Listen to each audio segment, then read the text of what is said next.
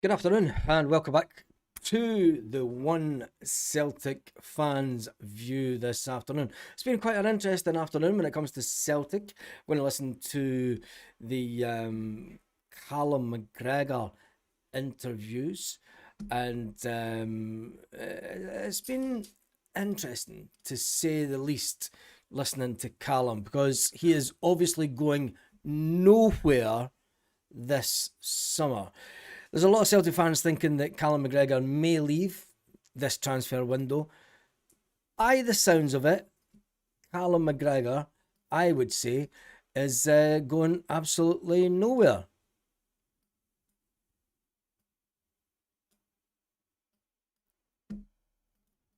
Callum, looking back on last season, you were very emotional when we spoke on the final day of the league season. How do you try and reflect on everything that happened now? Yeah, like you said, obviously a bit of time's passed now, and everybody's been on holiday, trying to relax and try to gather your thoughts again. But it's still an amazing day. Still think back to it, and it gives you goosebumps of what it is the team went on to achieve after being in some really difficult circumstances. Flag Day or Flag Night, as it'll be on Monday when the Premiership flag is raised before the game. How much is that always the inspiration to start the season well? Yeah, it's always a nice day usually, but it's obviously night time this time, so nice get the supporters in, get the flag done, and then it's sort of down to business again. It's for us as much as we can. We want to make it about the football. Everyone else will sort of celebrate around us, but we have to focus and we have to try and set a marker for what's to come. It was a dramatic season. It was a fascinating finish if you were a neutral. But from a Celtic point of view, how do you make sure it maybe isn't that close again and try and calm down or silence the noise? Yeah, listen, obviously all the teams will strengthen over the summer. We're the same as well. Obviously, a couple of good signings in the door. Hopefully, some more bodies in as well. But you're always going to face challenges. So I think like you said there, normally it's sort of done by the time you get to the last day. But that's what we want. We want to play good football. We want to win as many games as we can, and hopefully put ourselves in a more comfortable position. But all the teams around you are getting stronger all the time. They're pushing, so we have to do the same. And can we get to a point where hopefully we don't make it so early on the last day? Is that That's one thing for sure. And I think with the firepower that Celtic have brought in over the course of the summer, I think that we should be hopefully ahead by a good few points going into the later end of the season. keep you as a player on your toes and as a captain and also the club to make sure, because it was a three-way title battle last season and that maybe become the norm going forward? Yeah, well, I think like you said, there's obviously a few circumstances in there that made it a little bit more challenging than perhaps we've been in the last few seasons. So you have to prepare. You have to make sure that when you do face those challenges, you can overcome them. And I think the group of boys and the staff that pulled the club and the team through a really difficult season, that's what you need to build. You need to build good character, people who are willing to really go to the death for each other. So that's what got us through this season. Hopefully we can do it in a bit more style, a bit more the kind of way that we're used to. So the hard work's been going on through pre-season to make sure that happens. And like I said on Monday night, can we start, put a marker down, and then just continue to try and win games? It's interesting that the reporter said that it's going to be the norm. It's going to be the norm that Celtic have three teams, two other teams chasing them. I don't think it will be. I think that Hearts will completely fall away this season. I'm going to paraphrase now, but from what you said in April at a media conference about the club matching your ambition, and you want to stay here, but you want the club to match your ambition. What's the evidence so far this season that that's going to be happening, or what's the evidence this summer that they are matching your ambitions? Yeah, listen, we've signed two strikers, two really good players. Obviously, Camilo's come in, done really well. Big Casper's just joined us over the last 24 hours, so it's good signs, it's positive steps, and that is to add to what is a really good group already. I spoke about this at the end of the season as well. I don't really think there's a group of players and a group of staff that could have got us through that difficult moment as much as these boys did. So it's obviously about trying to add bits of quality, but what we do have here is guys who want to work for the club, who are good footballers, who want to get better, and ultimately did bring success to the football club during a difficult season. So we have the makings of a really, really good team. Obviously, the standard for us is trying to get to Champions League football. That's where we want to be. It takes the club to a different level. So can we keep pushing as players, staff, and a football club to make sure we get there? Just finally then, so you want to be part of the solution. That means you're going to be here making sure you meet their ambitions, they meet your ambition. Yeah, absolutely. Listen, this is a football club that's been part of my whole life since I was 8, 9 years old. It's where I want to be, it's where I want to play football. And ultimately, I want to keep driving everything that I possibly can to make sure this club is successful. And then eventually, the day that you do leave it, you want to leave it in a really good place. Get in there! Come on, Calmac. Let the haters hate. Calmac has basically just told us that he is going nowhere. He is going absolutely nowhere. And for me, I think it's fantastic because as a player that's came through the academy and as a player who ultimately, it was always, let me just, there we go. I was on the wrong mic. Imagine sorting that out. Anyway, I think that Calmac, I'll go over that again. I think that Calmac is a player that Celtic need. And I'm glad it's been put to bed. Good point by John. John says, what a servant that lad's been to our club. But everyone slags the shit out of him. Maybe he's slowing down. It happens to all of us. So give the boy a break. Our captain, our leader, he's never gave up. And he's not given up, has he? He's not given up at all. And that's what captains do. You know, a lot of people thinking that Callum McGregor was going to leave and go and join Brendan Rodgers, and Callum McGregor was going to leave and join whatever. He was off to Saudi. Everyone had him going to Saudi. Everyone had him pissing off and enjoying the big bucks and sorting out his family and all this nonsense. The boy just wants to play football for Celtic. Give him a break. And, you know, I hope that, yes, over the last couple of seasons, he has had to instruct players on the pitch because they've not been of the standard. You don't see him going pointy to Alex Oxlade-Chamberlain because Alex Oxlade-Chamberlain knows the game and knows where he should be positioned in the pitch. It's not Callum's fault that the club brought in substandard players and that Callum McGregor's got to be basically the coach on the pitch for the manager. I think he needs a bit of a break. And I tell you one thing, he may not be the most perfect player. He may not be a Scott Brown. He may not be a Paul Lambert. He may not be a Neil Lennon. But he's like me and you, and he hates the Rangers too. That's all do for me. And, you know, he is one of our own. And I think it's fantastic that Callum is the captain, and he's still going to be here. He will get stick throughout the season. Folk will say, oh, he's fucking Mr. Pointy. Woo! But it is what it is. Anyway, moving on, because there is another interview that I want to go on about. It's... let me just see this. Callum Osmond has been speaking to the media also. If I could find the audios. This talking about the audios. And I said to you, what was your expectations of the season? And you're very modest. You said, I want to be in right away, but I might have to be patient.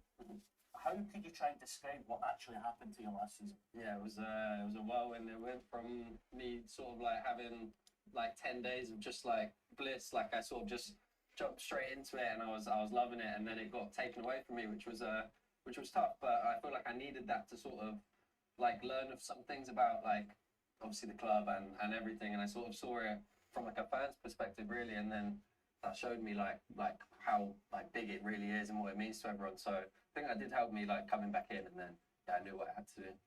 So just when you look at the season and you think, working your way into Celtic and trying to get into a team like this, and when you do, how much is it mentality to get back into it with an injury like the one you had? Yeah, it's tough. You just got like it's just working that whole time. Like when you're injured, you're working to get fitter and better. And I knew I came back stronger, so I just had to like trust in myself and my ability to hopefully get that chance. And then obviously Mike gave me a chance at the end. you mentioned the manager. How key has he been? Because he gave you that initial run. You score against Rangers at Hampden in a semi-final, and then you get the injury. But what has he done for you in terms of showing that belief in you? Yeah, I think that's all you can really ask for, you know, just someone who will like give you that opportunity and give you that chance. And yeah, hopefully I get another one this season. But yeah, but I'll be ready whenever he like calls it from me. But it is massive knowing that he does trust you and believe in you. So you've had a year at the club. You've had so many a roller coaster of emotions.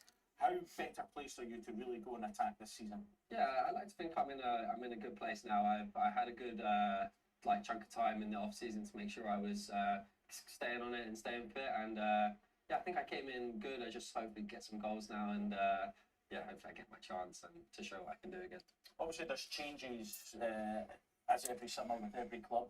Where do you feel you're best suited to fitting into the Celtic team now?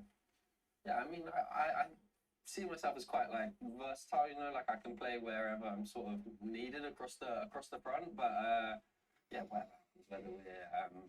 whether I'm playing with another striker or whether it is one up front, I'll do what I do every day. You know, just keep pushing and trying to like obviously stake my claim really and show that I can offer something. Obviously, we've got the two new lads, which they're great people as well as like good footballers as well. So it's yeah, obviously it will be tough, but we all sort of like work together, and they're really nice people, like I said. So it's not going to be like a thing when it's like a sort of hostile thing, but yeah, no, they're really nice people, so it'll be good to work with them as well. Is that what you need? That competition to keep you on edge and learn about playing at this club? Yeah, I think that's what it is. But always you want to like have like a sort of positive environment with the other people like around your position, you know. So as long as we're pushing each other, and obviously I know I can learn from them, and it will be good learning for me. Whether even if I'm not playing, I can just keep learning from them, and it will benefit me. So yeah, but hopefully I get my chance and to show what I can do again. Interesting interview from young Callum Osmond there. Callum Osmond obviously talking about the fact that he wants to be, and there was a little hint that there may be a change to Celtic this season, whether or not I'm playing as a single striker or if I'm playing as a second striker. I think Martin O'Neill's going to go 3-5. I don't know, but it looks like Martin O'Neill will want to change it up this season, and he'll want to go with two strikers. Yes! It's what we've been asking for. It's what we've been asking for. Honestly, I just think that if Martin O'Neill does decide that we're going to go with two strikers, and you know, Martin O'Neill always needed three good strikers. He went with two strikers up front. He went with Henrik Larsson, Chris Sutton, and John Hartson. Right? He always had younger guys coming through the system, Sean Maloney, etc. back in the day. When you look at the fact that you've got young Osmond and coming through, well, he's not coming through the system, we brought him in, but to have him as a third choice, he's a good little player. Don't get me wrong. And he scored that fantastic goal at the end of last season. But when you think about it, we're actually not too bad a situation now. We know we need players in. I'm not going to dispute that. We know we need players in. And Casper was training today with the Celtic team. Let's see if we can get that on the screen as well. See the players going through. There's Camilo Duran and Benji Nigrin. Showing you Camilo going through all the usual faces. See, maybe just focusing on Camilo Duran there. And there's the man himself, Fozzie. I got a little bit of Fozzie. And Rio Tati. Yang. Rio's the only one that really doesn't have a smile on his face. I have no idea what that's about, but what would I know? There is quite a few of the younger players in amongst training with the first team as well. So hopefully you'll see them be promoted onto the first team action. Alistair Johnston. Johnny Kenny. What will happen to Johnny Kenny? Will Johnny Kenny be... Oh, there's Casper. Get in there. Jeez, he's a big boy, eh? Just what we need at Celtic. A big striker that's no scared to get stuck right in about it. Get stuck right in about it. Anyway, that is the latest from Celtic. Oh, the little Canadian. There we go.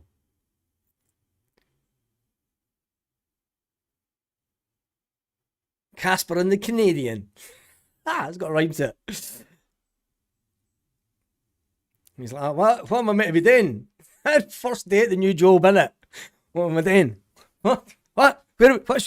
Fuck. Until somebody says to him, mate, I need you to go and get this tool. It's a new tool for the job. It's a long walk. You need to go and get it. Just go and ask for the long walk. Anyway, that is the Celtic team. That's your update this afternoon. Other than that, there was also an interview with Alex Oxlade-Chamberlain. And let me see if I can get the audio right for this one. Find it. Get back here and get that sort of thing, get back to work. So that sort of just, put the icing on the cake for a good summer for me. What was it about Celtic that made you want to come back? I think just everything about the club in general, the changing room, coaches, the manager, the fans, and obviously the end of the season last year. It's hard to find that sort of excitement anywhere in football, I think. So, all of that put together, it was an easy decision. You're such an experienced player now, but did you feel you learned anything different about Scottish football and Celtic having that spell last season?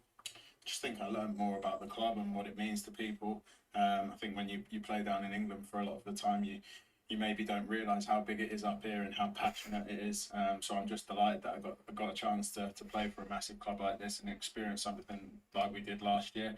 And it was just fun to get back to a team that wins. I enjoyed every minute of it. It was so dramatic, and I'm sure for a neutral it was great to watch. But for Celtic this season, how do they make sure it's maybe less dramatic and more, from a Celtic point of view, routine to try and get the job done? I don't think it's, you can never say it's routine. And I think other teams looked strong last year. I'm sure they're going to this season strong, so it'll be tough again for us. Just think we need to be consistent throughout the season. Do everything that we did towards the end of the season. We brought in some new faces now as well, which hopefully can really help us. And I think just, the group being with the manager and with the coaches for a longer period of time now, we should know more what we're trying to do. Like I said, it's going to be tough though either way, so I don't think you can say routine at all.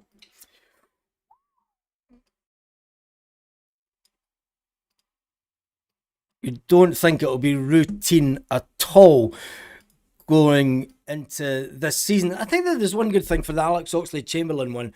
He spoke about new players coming in and new players that are, let's face it, it's players that are of a certain standard. Camilio Giannani looks like a decent player.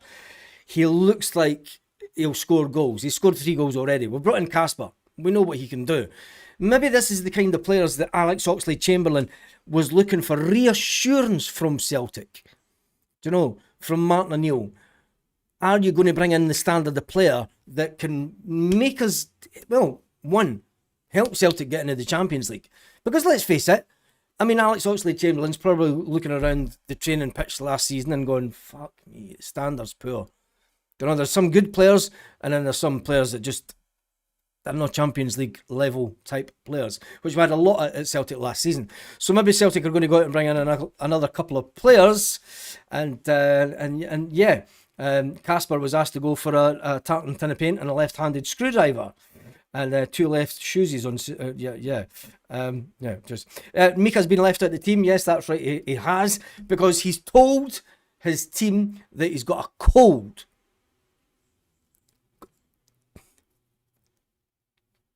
He's got a cold. Casper is in the door, and Mika Bauer, he has told his team that he's not playing tonight because I've got the cold. It's not happening. That is the player that wants a move. Can we get this one done and dusted before Friday? Come on, just get it done, Celtic. Anyway, that's me done and dusted for your afternoon update this afternoon. Thank you to everyone who's joined in. It's been a bit quieter as expected this time of day. I will be back around about 6 p.m. Celtic Park time tonight, where we could start to get just a little tad excited for the brand new 2026-27 season. Who are you putting on as champions? It's got to be Celtic all the way, isn't it? Have a